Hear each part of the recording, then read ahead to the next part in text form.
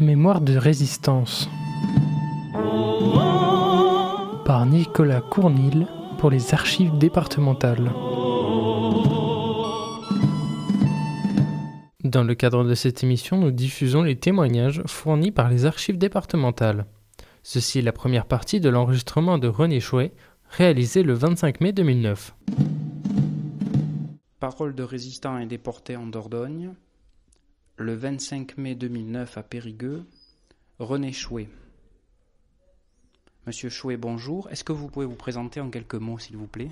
Oui, je suis né le 29 mai 1924 à Périgueux, d'une mère qui faisait des ménages, des lessives, qui faisait un peu de couture aussi, d'un père ancien vigneron, qui avait fait 3 ans de service militaire avant que la guerre de 14-18 ne se déclare et qui en a fait 4 de mieux. Et donc par conséquent qui est rentré jeune et qui en est sorti à 27 ans de la guerre, mais fragilisé physiquement et qui ne convenait, et qui a ensuite, comme il n'avait pas de formation professionnelle, évidemment a été contraint pour vivre de travailler dur et d'exercer des professions qui convenaient guère à son état physique. Alors à tout cela, bien sûr, comme c'était des gens très pauvres, il fallait ajouter la culture de jardin pour améliorer le quotidien. Donc par conséquent, je suis né dans ce milieu très très pauvre, quoi. Non seulement pauvre, mais vivant aussi dans un appartement de 2 pièces, où il y avait une cuisine, une chambre, sans électricité, donc lampe à pétrole, sans eau, l'eau au coin de la rue, des WC au fond de la cour, des WC à la turque. Bref, tout de suite on voit le milieu pauvre. Je dis pas misérable en ce sens que intellectuellement les choses étaient bien, saines, mais vraiment la pauvreté. Et nous, dans ce contexte-là, on n'était pas les seuls, c'est pas la seule famille. Il y avait 5 ou 6 familles qui vivaient dans les mêmes conditions. Donc, si vous voulez, dans un milieu très solidaire, parce que des gens capables éventuellement, comme tout le monde, de s'engueuler éventuellement, mais par contre, dès que quelqu'un était malade ou était dans les difficultés, tous les autres étaient là pour les soutenir. Donc, voilà un peu le contexte. Autre chose, ces gens pauvres, non seulement ils étaient solidaires entre eux, mais je vois même au sein même de la famille, mon père avait une sœur qui avait 2 enfants. Elle s'est suicidée, son mari aussi, et pour que les enfants n'aillent pas à l'assistance publique, qui avait une très mauvaise réputation à l'époque, évidemment ils ont accepté de prendre ces enfants. C'est-à-dire que comme j'avais une sœur qui est 1 an de moins que moi, on s'est retrouvés donc par conséquent les 2 filles couchaient ensemble, moi avec mon cousin et les parents, et tout ça dans la même chambre. Si bien que je me demande quelle vie intime ont eu mes parents. Mais c'est pour situer le cas, quoi. Milieu très pauvre, mais qui partage, qui est très solidaire et tout ça. Voilà. Quand on se retrouvait en famille, évidemment, j'avais des oncles qui avaient fait la guerre 14-18 et bien sûr les anciens systématiquement parlaient de la guerre 14-18, le fort Verdun, le fort de Douaumont, les tranchées, les boches, enfin la guerre, les souffrances terribles. Et nous, on écoutait là, les gamins. Évidemment, en grandissant, on se disait, mais là, ils poussent un peu, il y en a marre de leurs vieilles histoires. Au fond, malgré tout, ils nous inculquaient un peu la haine des Allemands, qu'on appelait les Boches, bien entendu, mais aussi beaucoup le sens de la patrie, l'amour de la patrie, et la nécessité, éventuellement, quand elle est attaquée, de la défendre jusqu'à en mourir. Voilà, si vous voulez, c'est un peu le canevas, quoi. Alors ensuite, là, je suis évidemment un gamin. Sur le plan scolaire, je vais à l'école primaire à Saint-Georges, jusqu'au certificat d'études que j'ai eu à 11 ans, et je vais ensuite à la professionnelle, c'est-à-dire aujourd'hui le lycée Albert Claveille, et cela pendant 2 ans. Ensuite, évidemment, c'est la vie active. D'abord dans un atelier où l'on fabriquait les lettres de l'alphabet destinées aux inscriptions sur les couronnes mortuaires, ce qui ne se fait plus aujourd'hui, mais à l'époque c'était ainsi. Puis le terrassement, la pelle, la pioche, je connais, puis la maçonnerie, c'est un oncle italien qui avait fui Mussolini, enfin apprenti plâtrier chez un artisan périgourdin, qu'outre le métier, m'a appris que c'était la conscience ouvrière, ce qu'était la conscience ouvrière, à une formule que plus de 60 ans après, 60 ans passés n'ont pu effacer. Un ouvrier consciencieux et juste ne craint pas l'effort de son torse robuste, il sait que ce qu'il doit, c'est un travail bien fait. Et ce type-là m'a marqué considérablement parce que, comme j'adorais ce métier de plâtrier, des fois j'embauchais avant l'heure pour faire des gâchets, pour attaquer des cloisons, des choses comme ça. Et lui, quand il arrivait, il avait vu le travail, il prenait sa règle, il la posait, si c'était pas droit, avec sa truelle, il me foutait tout en l'air. Donc j'en pleurais de rage, mais en même temps, il formait à une conscience professionnelle, voilà. Et au fond, ce dicton, c'est devenu un peu la règle de ma vie, quoi. Et j'ai essayé de m'en inspirer constamment. Ensuite, sur le plan sportif, dès 13 ans, je joue au football, d'abord dans une équipe qui a été éphémère, dans le quartier Saint-Georges-sur-Périgueux, ensuite à l'Union sportive périgourdine, et ça se jouait sur le terrain de Boulazac, près de la rivière de Lille, et ensuite au Copeau, où là j'ai joué dans les juniors du Copeau, où on a été champion de la Dordogne, voire du centre-ouest, et ensuite, bien entendu, ça a été dans la réserve. Et c'est là où ma foi, tout commence et tout finit, c'est-à-dire que là c'est la guerre,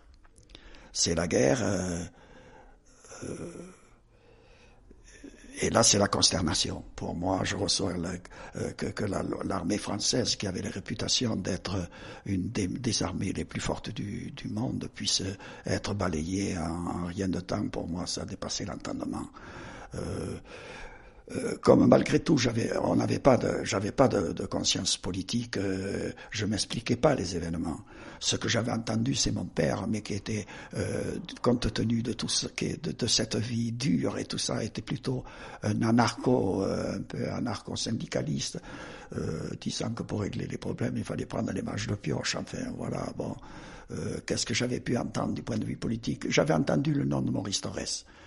Et je savais que le Parti communiste, j'avais entendu aussi que le Parti communiste, c'était le parti de la classe ouvrière. Donc, par conséquent, comme j'étais un ouvrier, si à l'époque j'avais dû voter, il est probable, ce qui n'est pas une certitude, que j'aurais voté. Mais ça se bornait là. Et quand la catastrophe arrive de la défaite de la France, je suis vraiment bouleversé. Et quand Pétain... par contre, je ne m'explique pas Munich, etc. Ça, le pacte germano-soviétique, j'en entends parler, mais bon, je comprends pas ce qui se passe là. Mais quand Pétain appelle à la collaboration, à accepter l'occupation et tout ça, alors là, pour moi, ça a été la révolte. J'ai pensé à l'époque comme quoi. J'étais loin des réalités politiques, j'ai pensé que le peuple de France allait se soulever. Et je me rappelle que sur un chantier, j'avais trouvé ce qu'on appelle un point américain.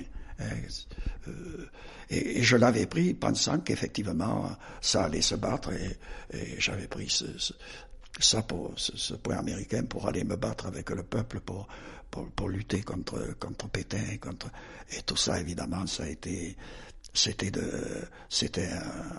un rêve, quoi. C'était déconnecté de la réalité. Alors là, à partir de là, c'est pour vous dire, politiquement, moi, à cette époque, voilà, pour moi, il y a un critère, c'est la France, c'est la patrie. C'est aussi la République. Parce que je me souviens, on avait des instituteurs à Saint-Georges qui avaient eux aussi fait la guerre de 14. Et ces gens-là, non seulement nous avaient inculqué l'amour de la patrie, y compris de se battre jusqu'à la mort pour la défendre, mais ils y donnaient un contenu, c'est-à-dire la Révolution française, liberté, égalité, fraternité. Ils nous parlaient de la Révolution, des barricades, et un peu comme ça. D'ailleurs, plus tard, quand je partais au maquis, je me disais, tu risques de te faire tuer. Je me voyais un peu comme ces gars qui étaient sur les Gavroches, sur les barricades, qui montaient mourir. J'y allais comme ça, avec cet état d'esprit. Et ça, ces gens-là, cet amour de la liberté et tout ça, on fait beaucoup. Il y avait un contenu. Voilà. Alors, au fond, je dis, j'avais pas de conscience politique, mais au fond, il y avait ce que ces enseignants avaient semé, l'amour de la liberté, la fraternité, le partage, le respect, etc., quoi, et l'amour de la patrie. Voilà, alors grosso modo, on en est là. Donc, la haine de l'ennemi, le mépris de Pétain et de la collaboration. Alors tout ça, ça se passe. On est dans la Périgueux, c'est la zone non occupée. Donc, comment l'exprimer, tout ça? Alors, je sais que partout, dans toutes les manifestations, le chant qui avait remplacé la Marseillaise, parce que tout ça s'était banni, la République avait été assassinée. Quand je dis assassinée, avait été, oui, condamnée par tous les parlementaires, enfin l'ensemble des parlementaires, à l'exception de 80 plus les 72 députés communistes qui eux avaient été démis de leur qui avaient été démis de leur mandat, parce que là, au lieu de la Marseillaise qui était bannie elle aussi, puisqu'évidemment aux armes citoyens, faut sauver la patrie, le sang impur abreuve nos signaux, le sang impur il était sur notre territoire. Alors on chante partout, c'était Maréchal nous voilà. Et moi, à l'époque, j'avais fait une chanson qui évidemment, était tout le contraire, Maréchal halte là. Alors, je sais pas, c'est pas très long, mais bon, c'était comment un gamin peut exprimer sa haine du pouvoir et notamment de son chef de l'époque, Pétain. Alors, pour répondre à Maréchal nous voilà, moi j'avais fait Maréchal halte là, je le répète. Alors, au fond, voilà un peu la chanson brièvement, elle est courte.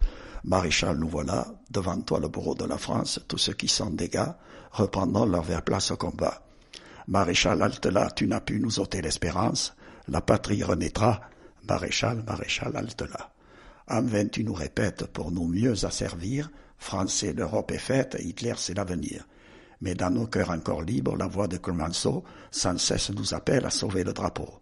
Maréchal, halte là, tu n'as pu nous ôter l'espérance, la patrie renaîtra, Maréchal, halte là. Et ça, je peux pas le situer, si tu veux, à une date exacte, mais disons c'est entre décembre 40 et juin 41. Donc, cette chanson, si tu veux, pendant toute cette période, alors, comment exprimer, nos jeunes, enfin ces jeunes, moi, mes gars du quartier, au foot, où on n'était pas politisés, quoi, sauf en sens de l'amour de la patrie. Alors, comment faire pour créer notre haine, notre rejet de tout ça? Alors, il y avait ces chansons, et puis il y avait le chant du départ,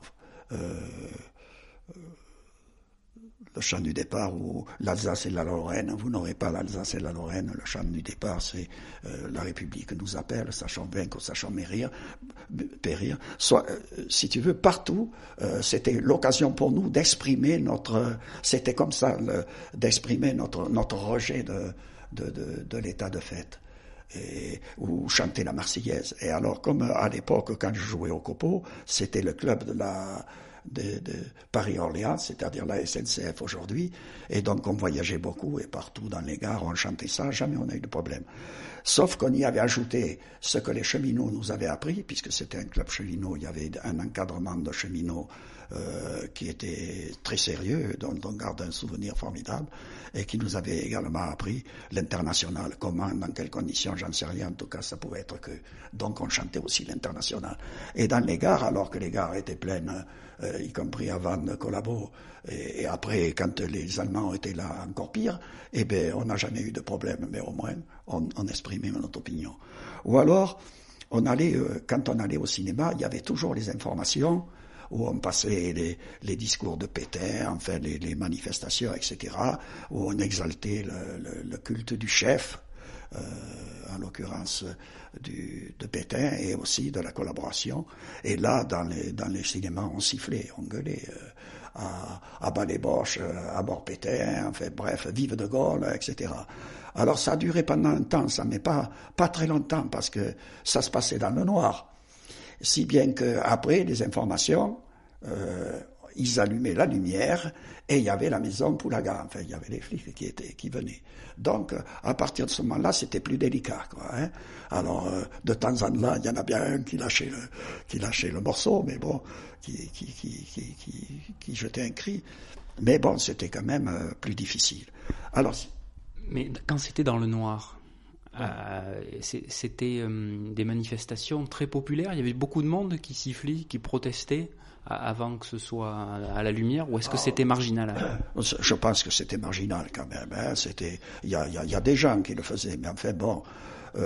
Je pense que quand on a l'avantage d'être jeune, on mesure pas toujours les conséquences que ça peut avoir, et puis on n'a pas le poids de responsabilité aussi grande qu'un père de famille qui a 3 gosses ou qui a 2 gosses et qui lui engage non seulement sa vie, mais qui engage la vie de sa famille, quoi.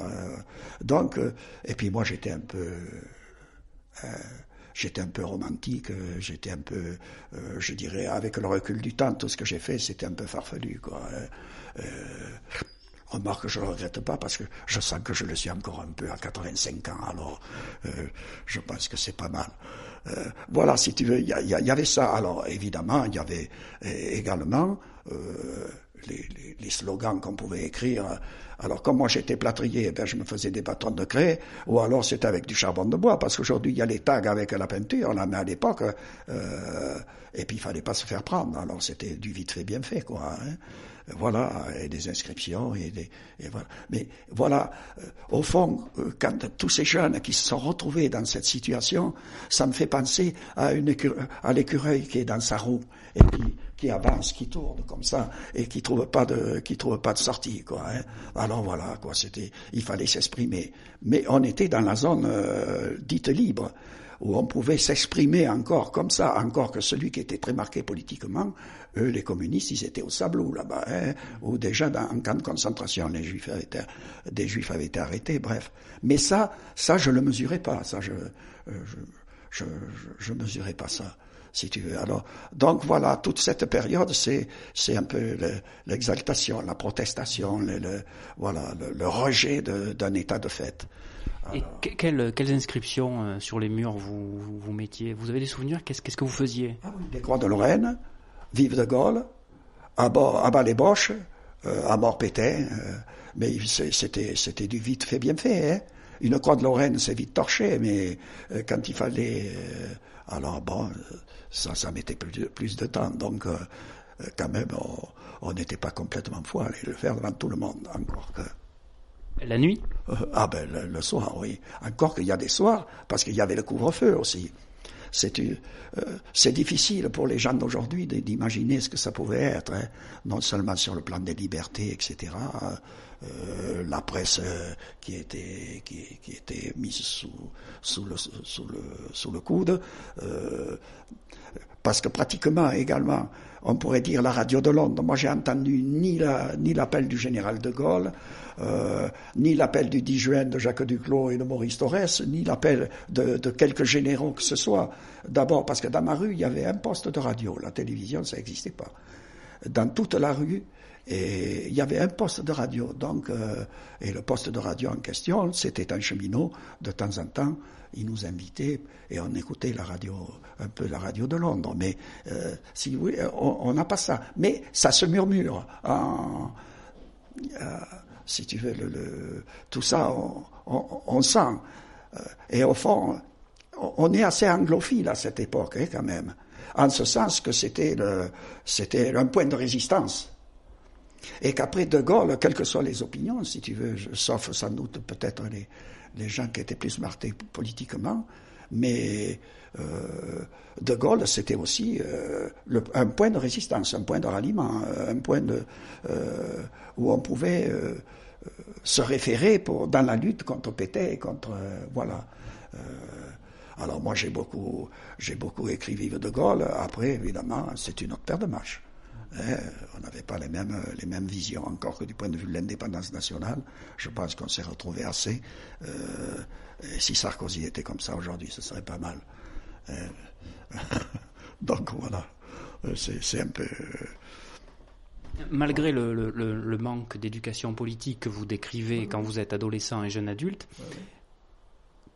comment avez-vous ressenti les événements de 1934, la manifestation des ligues à Paris qui menaçaient la République et l'arrivée du Front populaire en 1936 ? Rien. Sauf qu'en 1936, j'ai un souvenir d'avoir assisté, mon père m'avait amené à une réunion qui avait lieu à proximité dans le quartier, chez nous, où il avait été question du Front populaire. Et c'était justement un des instituteurs qui était sans doute candidat au municipal ou des choses comme ça, qui en avait parlé. Mais si tu veux, du point de vue, quand je dis que je connaissais pas grand-chose, j'avais quelques points de repère, c'est classe ouvrière, Parti communiste, un nom Maurice Thorez, mais ça n'allait pas plus loin. Dire que ça peut pas décider du sort de quelqu'un, ça. Non. J'étais neuf, quoi. J'étais tout neuf, quoi. Voilà, dans toute cette période. Voilà. Alors, évidemment, on rêve d'en découdre pendant toute cette période, mais comment faire? Et puis ça prend corps ensuite quand le 11 novembre 1942 les Allemands rentrent viennent ici et qu'ils paradent et qu'ils sont partout. Alors là ça devient plus concret. Et alors évidemment, mais là c'est toujours pareil. Est-ce que on mesure, enfin les petits gars comme moi, est-ce qu'on mesurait? Même pas. Nous on était capable d'insulter les Allemands comme ça. De leur entrer dans le chou pour les faire descendre du trottoir. Des fois, il fallait se sauver en courant, vite fait, bien fait.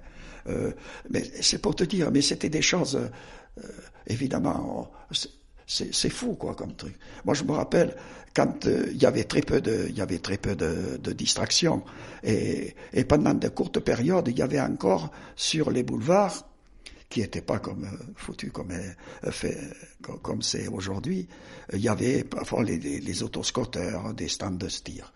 Et là, quand on voyait, moi je me rappelle avec les jeunes du Copo, les jeunes du foot, quand on voyait qu'on avait fini, qu'on allait faire boulevard, parce qu'à l'époque, la grande distraction des jeunes périgourdins, c'était de monter, de descendre les boulevards.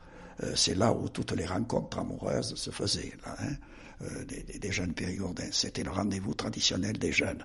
Et là, quand on voyait les Allemands sur les autoscooters, alors vite, on sautait et on les paralysait, on leur rentrait dans le chou pour éviter qu'ils puissent s'amuser. C'était notre façon de dire à nous, on veut pas de vous là.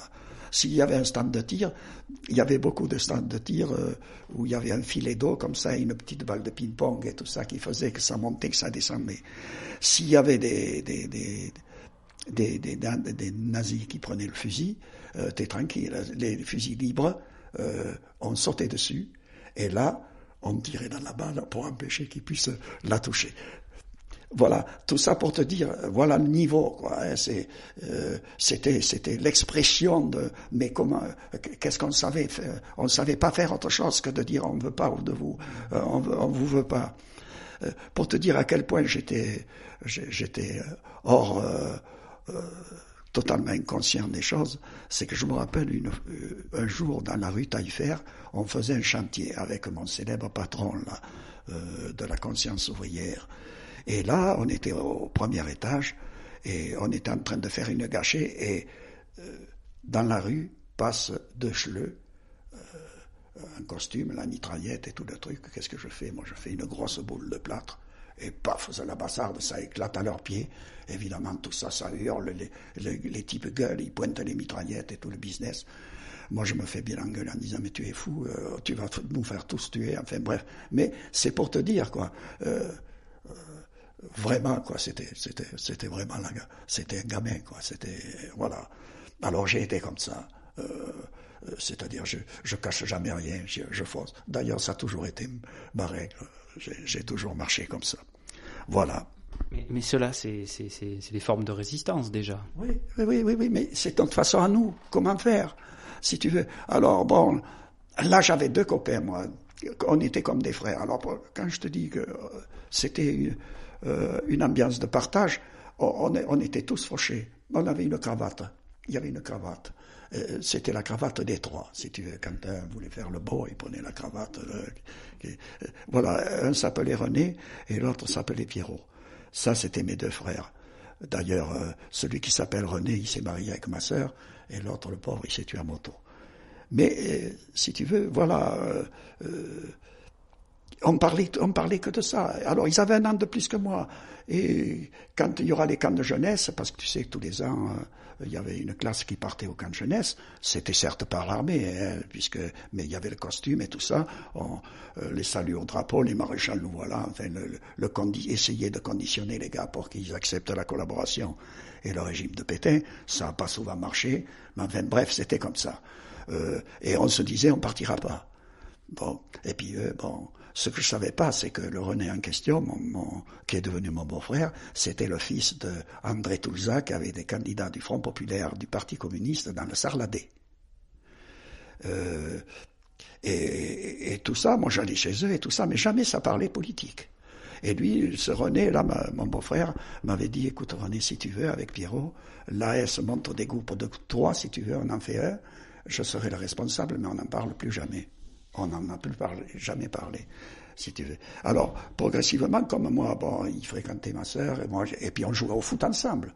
Donc, j'étais souvent chez le père Soulza, et quand ils sont partis au camp de jeunesse, moi, il m'a donné les journaux clandestins. C'était déjà notre... comme Franc-Tireur, Combat, Libération, Force Unie de la Jeunesse Patriotique, qui était le journal des jeunesses communistes, gaullistes, chrétiennes, etc. Et donc, je distribuais, j'avais ces journaux, il me donnait ces journaux. Il m'en a donné en septembre 1943 et plus ensuite vers la fin de l'année.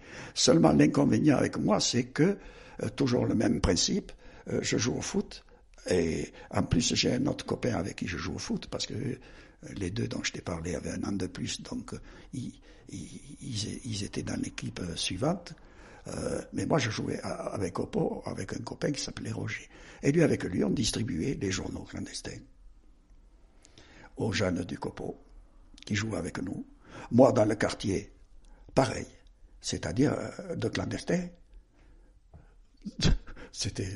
Voilà. Alors, toujours avec le recul, je me dis, t'étais complètement fada. Mais voilà, c'était ma façon à moi de me manifester. Voilà. Alors ça, on a fait ça comme ça. Alors voilà. Mais ça, c'est toujours pareil. Le temps passe.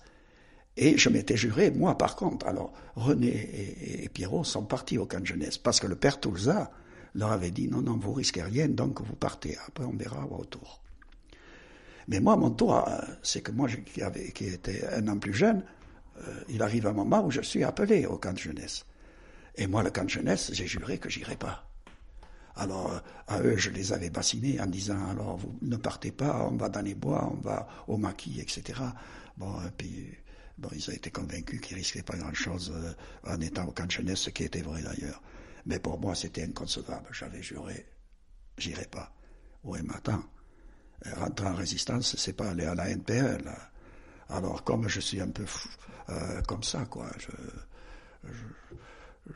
j'en parle à tout le monde pour essayer de trouver une cheville. Mais même si j'ai rencontré des gens qui étaient un peu au courant, ils devaient avoir, en disant le minot qui parle partout, là, c'est pas, là, on va se faire cravater. Donc, voilà, je cherche. Et un beau jour, il y a une voisine, ça devrait se situer dans la mi-février par là, 44, il y a une voisine qui vient trouver ma mère en disant, dites à votre René que c'est classé, c'est réglé, j'ai un neveu qui s'occupe de lui, il viendra le chercher pour aller à Saint-Paul-la-Roche. Moi, je savais que ça existait, mais comme je crois ce que je vois, on ne vient pas me chercher tout de suite, donc Donc je continue à aller au boulot. Mais entre-temps, j'avais changé de patron. Parce qu'il faut te dire que ce qui est la cité administrative à Périgueux aujourd'hui, c'était une caserne. Donc on réaménageait toute la caserne pour en faire ce qui est devenu la cité administrative avec des bureaux. Donc là, on m'avait offert et comme je savais que j'allais partir d'une façon ou d'une autre, il me fallait du fric, plus qu'un état apprenti chez mon artisan patron, dont je garde un souvenir exceptionnel. Et puis là, je travaille, donc là, je gagne des ronds, mais je travaille avec un gars qui, lui, mais j'ignore ce qu'il est. Donc, quand j'arrive à la maison à midi un jour, ma mère me dit, tu pars à 4 heures au maquis. Il y a le gendre de Madame Quinel, Michel, qui est de Saint-Paul-la-Roche, qui vient te chercher. Il sera à 4 heures derrière Monoprix. Tu prendras le car de Saint-Paul-la-Roche, il y sera. Bien, qu'est-ce que je fais, moi? Je fonce vite sur le chantier. Comme on était aux pièces, les gars, ils débauchaient pas comme ça. Et je vais voir le type pour qui je travaillais là. Je lui dis, donne-moi mes ronds, je pars au marquis. Tout à l'heure. Ah ben il dit, mais écoute, tu peux bien penser que j'ai pas les ronds sur moi, je les donnerai à ta mère. Il a habité le quartier. Bien, je vais chez le coiffeur, j'ai dit, coupe-moi les cheveux, je pars au marquis tout à l'heure. Donc, secret de Polichinelle. Mais où c'est plus amusant?